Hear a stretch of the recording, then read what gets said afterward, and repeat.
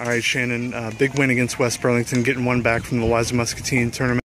Just first and foremost, how did it feel to get that win against West Burlington? It felt good. I mean, when we played in the first time, we played in some pretty crappy weather, and we weren't playing our A game, and now we're coming around and we're hitting the ball like we know we can.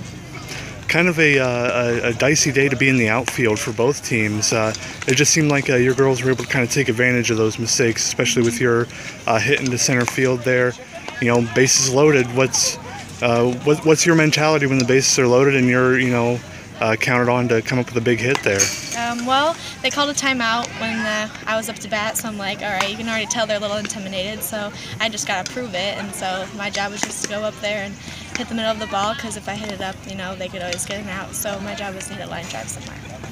And, a very, very good run here at the tournament, about to wrap things up here against Davenport Central.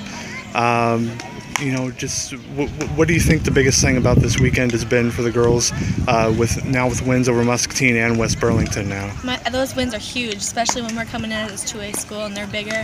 We just got to get respect from everyone. So us going in and beating those bigger teams, I think that really helps us. And it seemed like Jasmine really clamped down there towards the end.